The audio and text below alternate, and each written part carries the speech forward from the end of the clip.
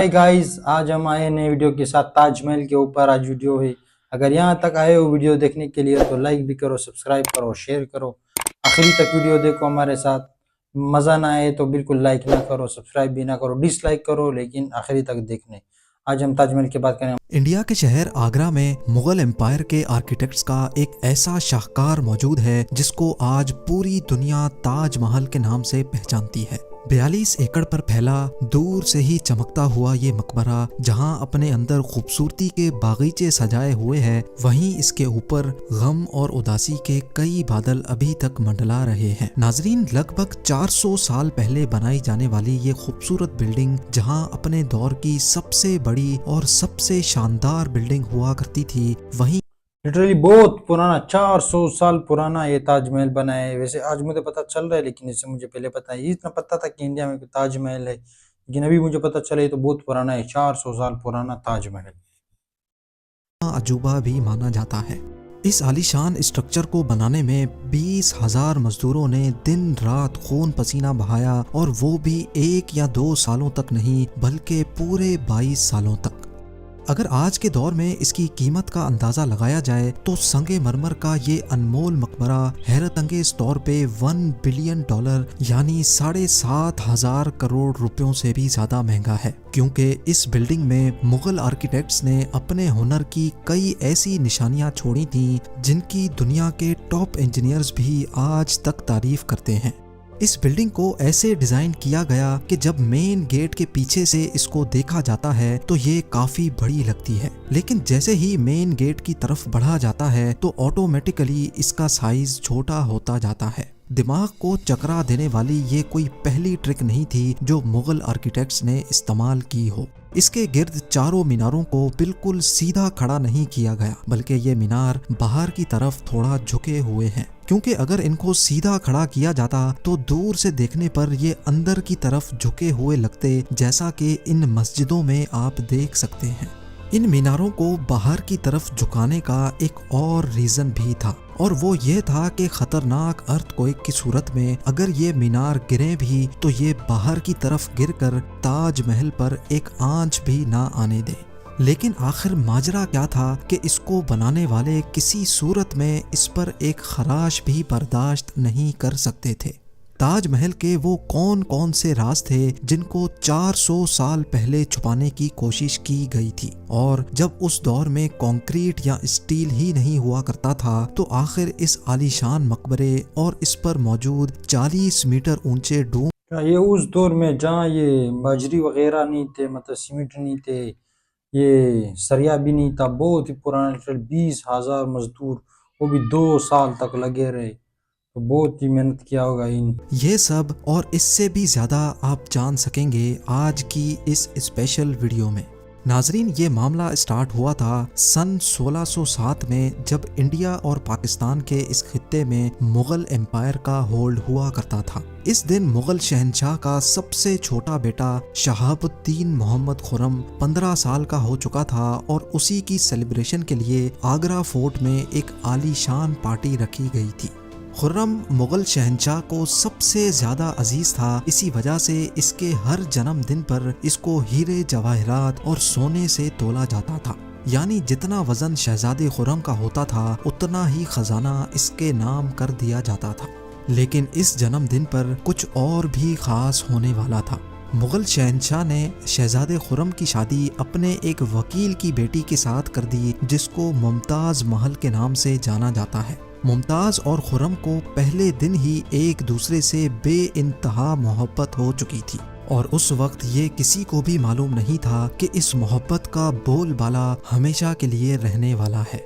अगले 10 सालों तक शहजादे ने कई जंगें लड़ी और उनमें भरपूर कामयाबी भी हासिल की। इसी वजह से शहंशाह ने खुश होकर उनको शाहजहां के लक़ब से नवाजा, जिसका मतलब है दुनिया का बादशाह।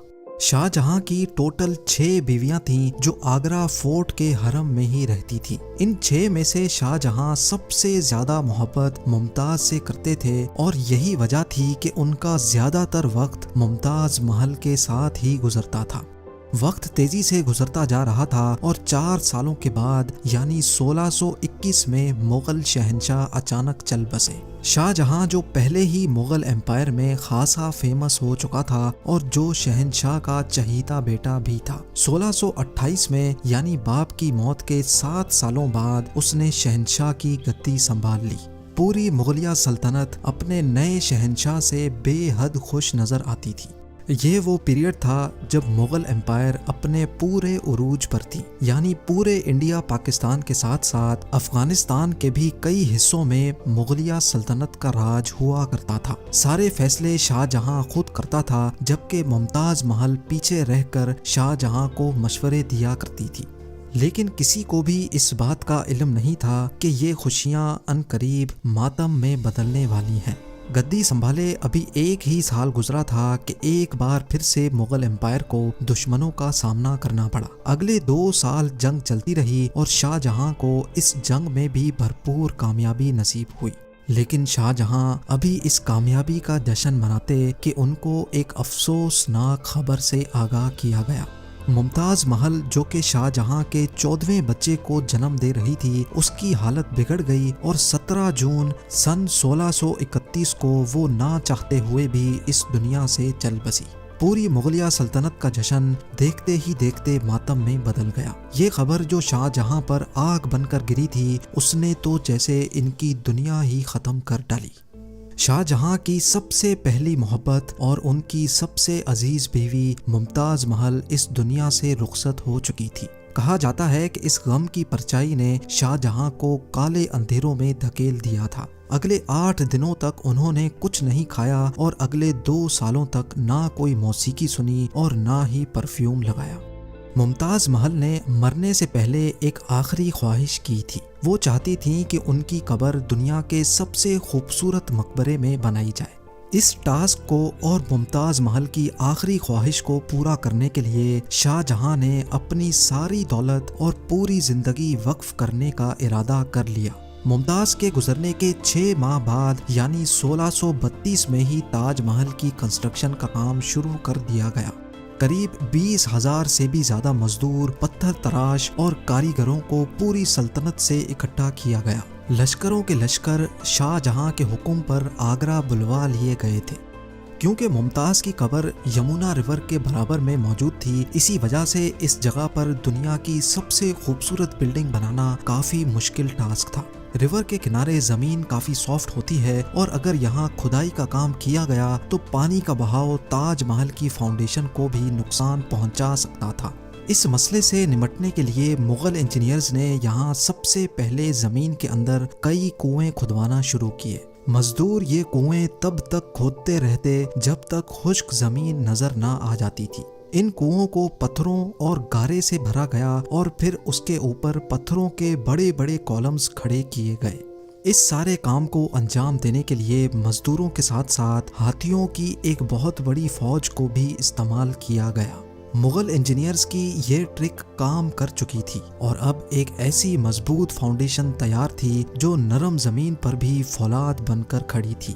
فاؤنڈیشن کے بعد اب باری تھی ایک ایسے بلڈنگ ڈیزائن کی جو آج سے پہلے کسی نے بھی نہ دیکھا ہو، ایک ایسا ڈیزائن جو پچھلے سارے ریکارڈ توڑ ڈالے۔ تاج محل کے ڈیزائن کا آئیڈیا شاہ جہاں نے اپنے باپ دادا کے مقبروں سے لیا تھا۔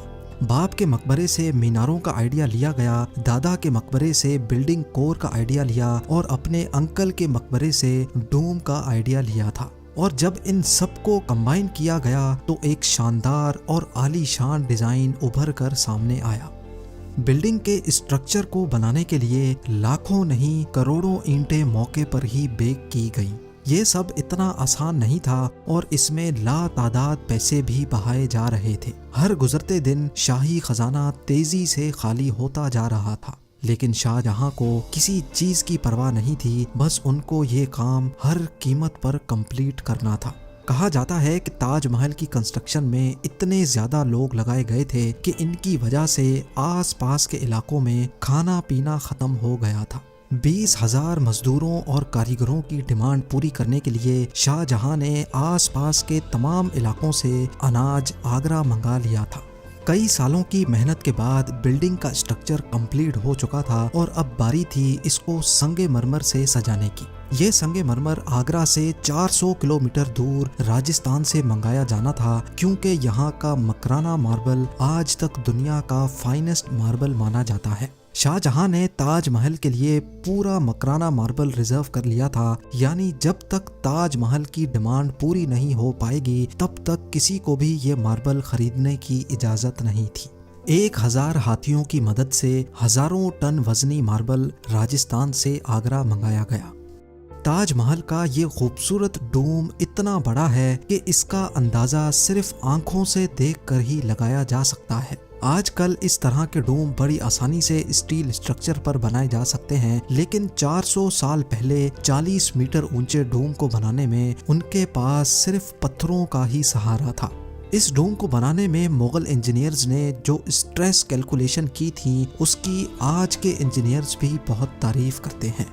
تاج محل کی فنیشنگ کے لیے اس کو پیٹرا ڈورا یا پرچن کاری سے ڈیکوریٹ کیا جانا تھا۔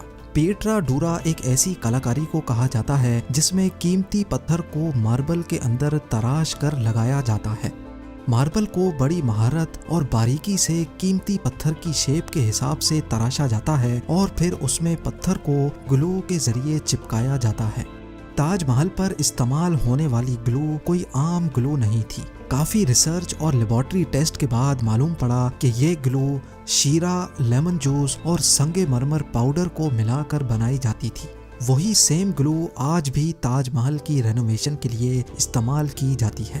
تاج محل کی خاص باتوں میں ایک بات یہ بھی ہے کہ یہ دن میں 4 مرتبہ اپنے رنگ بدلتا ہے۔ سورج نکلنے سے پہلے یہ بالکل بلیک شیڈ دیتا ہے، سورج نکلنے کے بعد یہ لائٹ یلو اور پنک شیڈ دیتا ہے، جبکہ دوپہر کے وقت تاج محل کی خوبصورتی کا نیا رخ دیکھنے کو ملتا ہے، نیلے آسمان پر جیسے موتی چمک رہا ہو، اور سن سیٹ کے وقت یہ پوری بلڈنگ گولڈن کلر کی دکھائی دیتی ہے۔ پورے 22 سالوں کے بعد سن 1654 میں تاج محل کی کنسٹرکشن کا کام مکمل کر لیا گیا۔ شاہ جہاں اپنی بیگم کی یاد میں دنیا کا سب سے خوبصورت مقبرہ بنانے میں کامیاب ہو چکا تھا۔ شاہ جہاں نے اس عالی شان عمارت کا نام اپنی پسندیدہ بیوی کی یاد میں ہی رکھا۔ ممتاز محل سے اس کا نام تاج محل رکھ دیا گیا۔ ہر سال شاہ جہاں ممتاز کی برسی پر یمنا ریور کے ذریعے تاج محل پر جایا کرتے تھے۔ یہ تاج محل کی ایسی انٹرنس تھی جس کو صرف شاہی خاندان کے لیے ہی بنایا گیا تھا۔ اس انٹرنس کی دیواروں پر دلکش نقاشی کا کام کیا گیا تھا جو شاید صرف شاہی آنکھوں کے دیکھنے کے لیے ہی کیا گیا تھا۔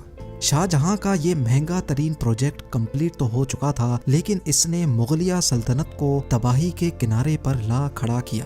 4 سالوں کے بعد یعنی 1658 میں شاہ جہاں اور ممتاز کے اپنے ہی بیٹے نے شاہی تخت الٹ دیا اور خود مغل امپائر کا شہنشاہ بن گیا۔ شاہ جہاں جو پچھلے 30 سالوں سے اس تخت پر راج کر رہے تھے، اس کو قیدی بنا کر آگرہ فورٹ میں ہی بند کر دیا گیا۔ صرف ایک فیسلٹی ایسی تھی جو شاہ جہاں کو دی گئی، اور وہ یہ تھی کہ جس کمرے میں اس کو بند کیا گیا تھا اس کی کھڑکی سے وہ تاج محل کو دیکھ سکتے تھے۔ 8 سال قید میں رہنے کے بعد 74 ایئرز کی ایج میں شاہ جہاں بھی اس دنیا کو الوداع کر گئے۔ شاہ جہاں کا اب ممتاز سے دوبارہ ملنے کا وقت آ چکا تھا اور ان کو تاج محل میں ہی دفن کر دیا گیا۔ گائز آپ لوگوں نے ہمارے ساتھ یہ ویڈیو دیکھ لیا، بہت ہی مزے کا ویڈیو تھا، اس میں بہت ہی زیادہ نالج بھی تھا۔ 20,000 مزدوروں کو بھی 2 سال میں مطلب بہت ہی زیادہ محنت کیا ہے۔ ویسے مجھے تو اس گول شیپ پہ حیرت ہو رہا ہے کہ ان لوگوں نے اس دور میں کیسے بنایا، نہ باجی وغیرہ تھے نہ سیمنٹ تھا، بہت ہی دماغ کا استعمال کیا ان لوگوں نے۔ جیسے اپنی بیوی کے ساتھ محبت ہی اتنا زیادہ تھا کہ اس کے جدائی میں یہ کرنا پڑا، اتنے پتہ نہیں کتنا سارا اس نے پیسہ لگایا ہوگا اس دور میں، بندہ خود سوچ سکتا ہے، تو بہت زیادہ ہی محنت کیا اس بندے نے۔ ابھی بس یہ ویڈیو ہم نے دیکھ لیا آپ کے ساتھ، چینل کو سبسکرائب کرو، لائک کرو، اور ملتے ہیں نیکسٹ ویڈیو میں۔ اپنا خیال رکھیے گا، اللہ حافظ۔